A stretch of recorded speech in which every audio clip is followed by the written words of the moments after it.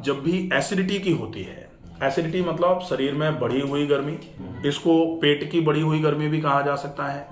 ये गर्मी पेट में तो जनित होती है, जनन होता है पेट से, लेकिन यही गर्मी जैसे जो आपको एकदम से लगा ना, गर्दन भारी, सिर भारी, दर्द हो गया, लोग इसको माइग्रेन का अटैक कहते हैं, लेकिन ये गैस्ट्रो एसिडोजेनिक माइग्रेन है। तो जब जब गर्मी बढ़ेगी तब कहा जाता है कि एसिडिटी है।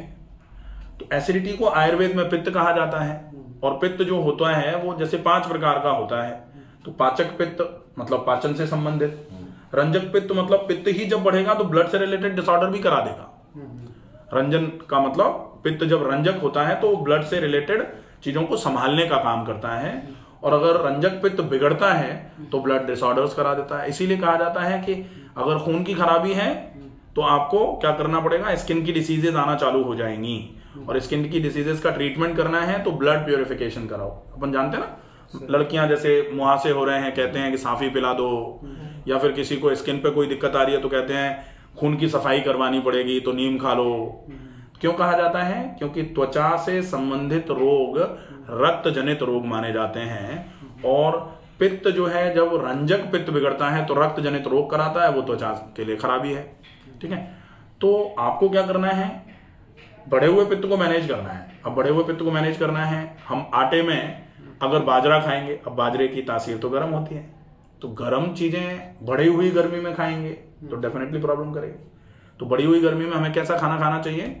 आयुर्वेद में एक कहावत है जो कहती है कि पित्त वृद्धौ शीत कामिता, मतलब पित्त जब जब बढ़े तो आपको क्या करना चाहिए, ठंडी चीजों को खाने का, ठंडी जगह पर जाने का आपका स्वतः ही मन करना चालू कर देता है। शीत कामिता, ठंडी चीजों का मन करेगा आपका जब जब पित्त बढ़ेगा। तो ये मान लो कि जैसे आपको लग रहा है ठंडा पानी पी लें, आपको लग रहा है आइसक्रीम खा लें, आपको लग रहा है लस्सी पी लें, ठंडा दूध पी लें, एसी चालू कर दो, बहुत हड़बड़ी हो रही है, तो ये सब गर्मी की तासीर है।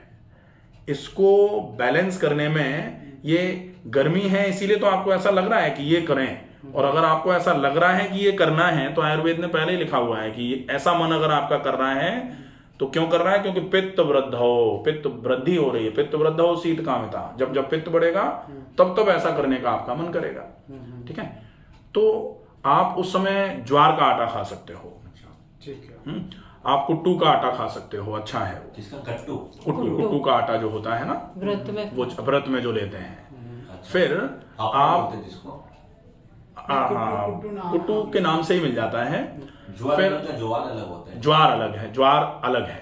अच्छा, तो मेरे को क्या लिखना है? ज्वार। मेरे को ज्वार का आटा, ज्वार का अच्छा है।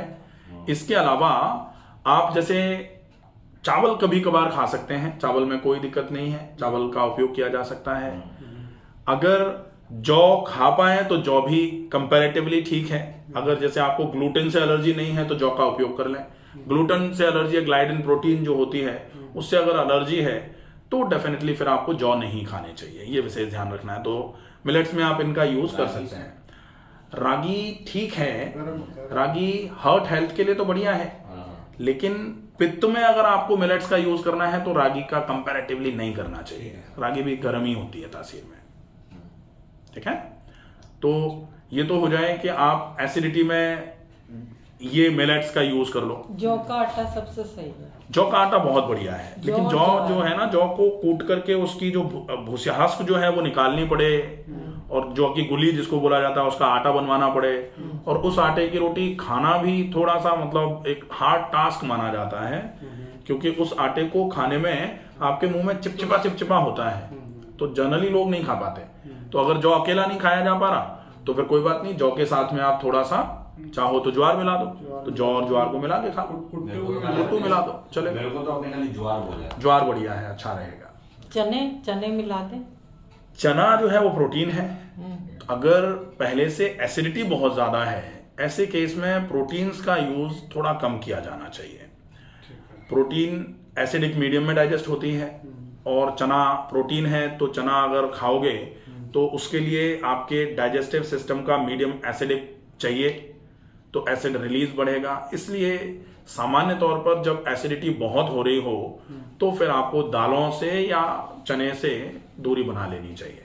तो ये नहीं खाना है। तो कोशिश ये करो जैसे एक्सटर्नली अगर संभव हो जाए ना, तो इंटरनल तो आप ठंडा खाओ पियो ही। अब ठंडा का मतलब ये नहीं है आइसक्रीम खा लो या कोल्ड ड्रिंक तो ठंडी होती नहीं है बेसिकली, केवल लगती है ठंडी, ठीक है।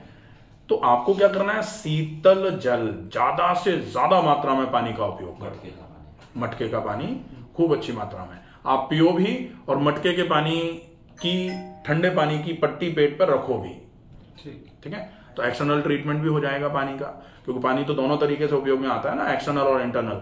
इंटरनल मतलब पियो, और एक्सटर्नल मतलब नहाओ, या फिर ठंडे पानी के गीले कपड़े माथे पर रख लो, पूरे शरीर पर लपेट लो पट्टी, या फिर पेट पर रख लो, या जहां ज्यादा गर्मी महसूस हो रही है। जनरली होता है ना कि तलवों पे गर्मी हो रही है, हम गीला कपड़े को तलवों पे लगा देते हैं। माथे पे गर्मी हो रही है, हम माथे पे लगा देते हैं। आंखों पे गर्मी हो रही है तो गीली पट्टी हम आंखों पे लगा देते हैं। तो ये सामान्य सा स्वभाव है मनुष्य का। जब जब गर्मी होती है वो शीतल प्रकृति की चीजों से ही शांत होती है। अगर गर्मी में गर्म चीजें खाएंगे तो डेफिनेटली प्रॉब्लम बढ़ जाएगी, तो डेफिनेट दिक्कत ही आएगी। टहलने पर भी फोकस करो, क्योंकि गर्मी को बैलेंस करने का एक तरीका यह भी होता है कि आप ज्यादा ऑक्सीजन पहुंचा दो। ज्यादा ऑक्सीजन पहुंचाने के लिए या तो एक बार टहलो अच्छे तरीके से, दूसरा टहलने के साथ साथ प्राणायाम करो। अच्छा, टहलने में बड़ी गड़बड़ियां हैं लोगों के, टहलते तो हैं लेकिन इस तरीके से टहलते हैं, तो मुंह से सांस भरना छोड़ना करते हुए टहलना मतलब बेकार है। तो नाक से सांस भरते छोड़ते हुए टहलने की ही कोशिश की जानी चाहिए। नाक से सांस भरना छोड़ना कब कर सकता है इंसान, जब नाक बंद नहीं हो। अब नाक तो बंद है, नाक बंद है, आप 10-20 बार अगर नाक से सांस लेते हो ना, तो आपको 2-5 मिनट के लिए बहुत अच्छा लगना चालू हो जाता है। क्यों? क्योंकि नाक से सांस भरी ऑक्सीजन पहुंचा, शरीर में जो हड़बड़ी हो रही थी ना वो खत्म हो गई, शांत हो गई। लेकिन धीरे धीरे करके थोड़ी देर के बाद फिर से ऑक्सीजन की कमी हो गई और नाक आपूर्ति नहीं कर पा रही, नाक पूरे फुलफिलमेंट नहीं कर पा रही। तो नाक का खुला रहना इसलिए बहुत आवश्यक है। और मस्तिष्क के रोग विगत कुछ समय में जो धमाधम बढ़ते जा रहे हैं ना, उनका एक सबसे बढ़िया इलाज है नाक को खुला रखना। नाक को खुला रखने के लिए सर्वोत्तम इलाज होता है कैसे भी करके नाक में गाय का घी या तो डाल लो या नाक में गाय का घी लगा लो। तो नाक में लगाया तो जा ही सकता है, चंदली ऐसे करके छोटी उंगली से लगा लिया। उसके बाद टहलना हो जाए, फिर प्राणायाम जरूर, कुछ ऐसे प्राणायाम है जो ठंडे तासीर के हैं। ठंडे तासीर के कौन से प्राणायाम है, जैसे शीतकारी, बहुत ठंडा प्राणायाम है। आपको जब भी बहुत गर्मी हो रही हो, आप शीतकारी प्राणायाम कर लो, आपको बहुत अच्छा लगेगा। शीतकारी प्राणायाम मतलब जीभ को ऊपर के तालू पर लगाया और फिर मुंह से सांस भरना और दाहिने नॉस्ट्रिल से सांस को छोड़ देना, दाहिनी नाक से। दूसरा प्राणायाम जो ठंडक का है वो है चंद्रभेदी।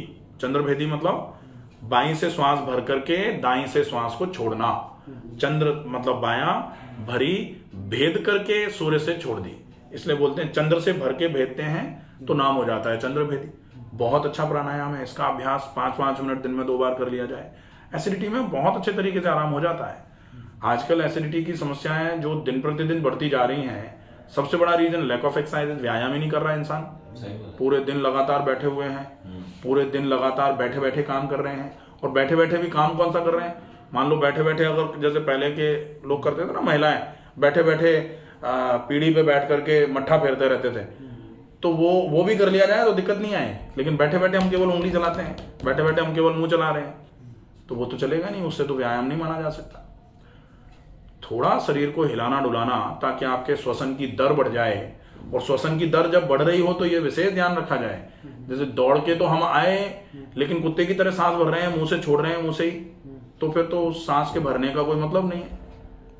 सांस जब बढ़े, श्वसन की दर जब बढ़े, तो ये एंश्योर कर दो कि नाक खुली होनी चाहिए, और नाक खुली होगी ना तो बहुत अच्छा आराम मिलेगा। नहीं, कई बार जब दौड़ लगाते हैं ना तो नाक में जो सांस जाती है वो बहुत ठंडी लगती है। हाँ। मतलब वो ऐसा बर्फ जैसी लगती है, ली भी नहीं जा सकती, पसीना आ वो कब लगती है, जब एक तो नाक की सेंसिटिविटी ज्यादा है।